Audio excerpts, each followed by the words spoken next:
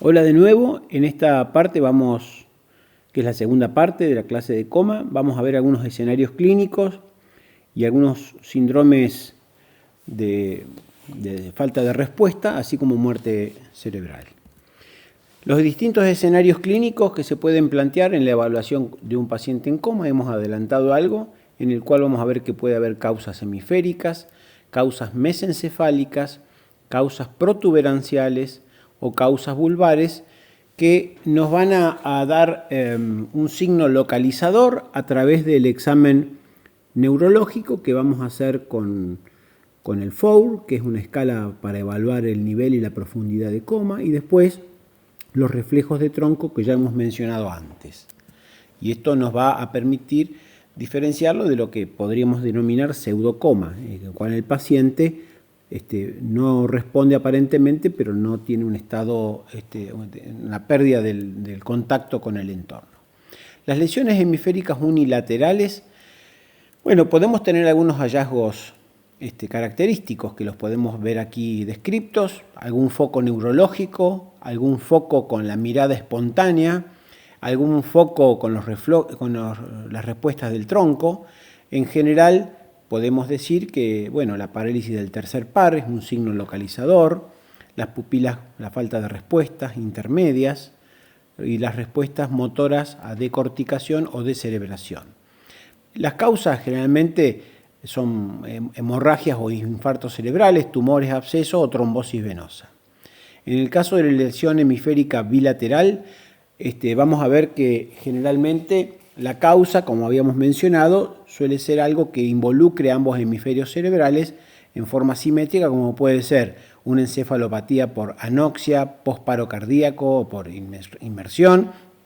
un traumatismo de cráneo grave, infecciones, hidrocefalia o un estado convulsivo que genere un daño neuroquímico del cerebro que se va a manifestar como que, las respuestas motoras pueden ser variables, la respuesta de decorticación o descerebraciones son simétricas, los reflejos del tronco pueden estar indemnes en este caso, y eso nos localiza la lesión hemisférica bilateral. La lesión del tronco puede dar signos alternos. Vamos a ver los movimientos de los ojos desconjugados con asimetrías en las respuestas, en los reflejos oculocefálicos u oculovestibulares, y las etiologías también son más o menos las mismas.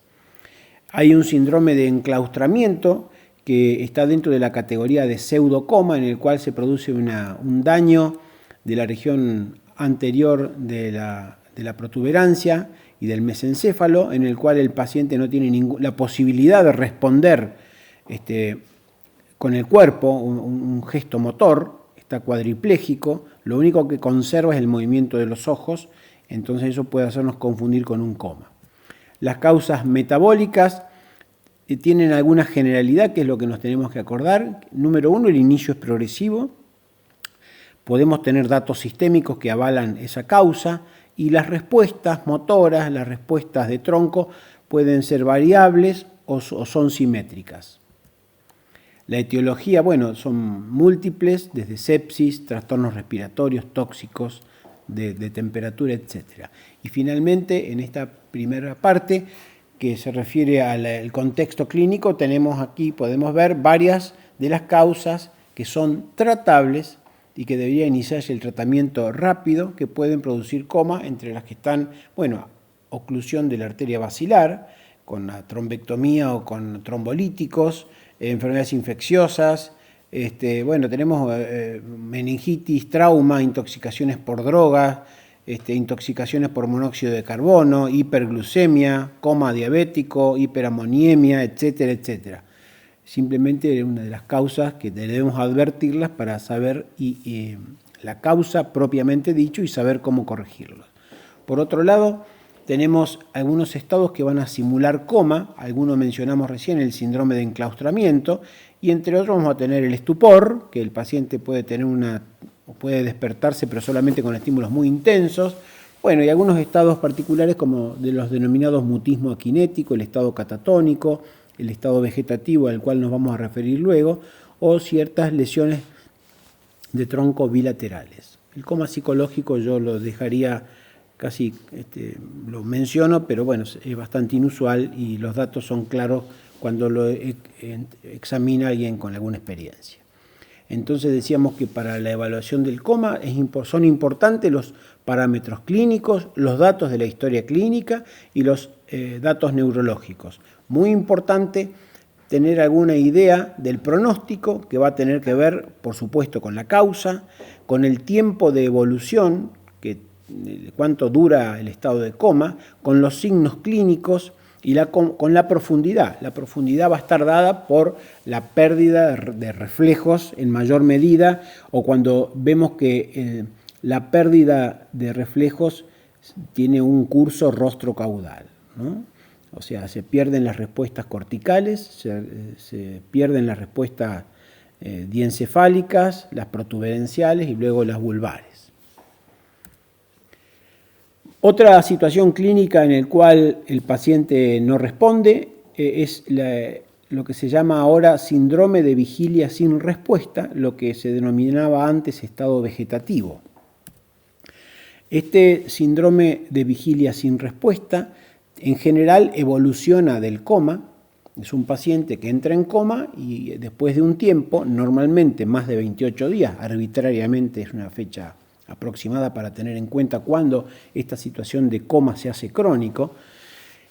Por supuesto que tiene que haber evidencia de que el paciente no tenga conciencia de sí mismo ni del entorno, en ningún sentido, ni en el cognitivo ni en el afectivo. Este estado de vigilia sin respuesta o ex estado vegetativo, para que no sea más familiar por ahí interpretarlo, tenemos que tener la evidencia de que el paciente no sea consciente de sí mismo ni del entorno, que no se vincule con el entorno, que no tenga ningún tipo de respuesta. No hay ningún tipo de respuesta voluntaria a ninguna forma de estímulo, así como tampoco hay evidencia de que el paciente comprenda alguna orden o intente expresarse con el lenguaje. Y sí, un dato importante es que entra en estos ciclos de sueño-vigilia, o sea, el paciente no tiene que tener necesariamente los ojos cerrados como en el coma, ya que en este caso el paciente puede abrir los ojos, permanecer despierto, o vigil en realidad, y hacer ciclos de sueño y vigilia. Por supuesto que en forma espontánea se conserva la función respiratoria y cardiovascular, y hay que tener en cuenta que a veces estos pacientes hay que diferenciar o tener en claro algunos gestos motores o que pueden interpretarse como respuestas voluntarias. Esto debe examinarse porque el paciente a veces puede hacer un movimiento de los ojos como podría ser un vagabundeo que se llama, pero en este caso uno puede interpretarlo como que me está mirando o como que se sonríe frente a un chiste o algo que uno dice, o el lagrimeo pensando que está emocionado, o la vocalización. Es muy importante que estos elementos sean valorados si son respuestas reales o si son solamente respuestas reflejas. El estado mínimo de conciencia sería para esa situación en la cual el paciente de alguna manera está en este estado que no podemos probar que tenga conciencia de sí mismo, del entorno, pero podemos percibir algún tipo de gesto o acción mínima intencional. Por supuesto que descartando que no sea reflejo, porque si es reflejo es un estado de vigilia sin respuesta, pero si el paciente puede tener algún gesto, sea un seguimiento con la mirada, un gesto motor, una respuesta de cualquier tipo, bueno, sería considerado este otro estadio que sería como saliendo del estado de vigilia sin respuesta, el estado mínimo de conciencia. Y luego, el estadio final de esto, la evolución, el empeoramiento de todo esto, lo podemos interpretar como la muerte cerebral, que se define como el cese irreversible en las funciones de todas las estructuras neurológicas intracraneanas, tanto los hemisferios como el tronco. Declarar la muerte encefálica es un diagnóstico de gran responsabilidad, tiene importancia y trascendencia médica, ética y legal, bueno, ya que uno está avalando retirarle todas las medidas artificiales de soporte, incluida la ventilación, y eventualmente la posibilidad de extracción de órganos para trasplante. Muy importante en este aspecto conocer la causa, es fundamental. Uno no podría establecer definitivamente esto, sobre todo por el curso que pueda tener, si no se conoce la causa. Hay que darle todas las oportunidades y las investigaciones para ver que ese estado realmente, qué lo ha causado y que sea definitivamente irreversible. Si no conocemos la causa, no podemos establecer si es reversible o no, obviamente. Por supuesto que vamos a tener que asegurarle la estabilidad circulatoria, la oxigenación y la temperatura. Por supuesto que vamos a tener en cuenta la ausencia de alteraciones químicas, sean metabólicas o tóxicas, que a veces no es fácil el diagnóstico de eso. Bueno, y vamos a tener un coma sin ningún tipo de respuesta, la ausencia total de los reflejos del tronco y realizar el test de apnea como uno de los elementos importantes para la determinación de la falta de respuesta absoluta del encéfalo.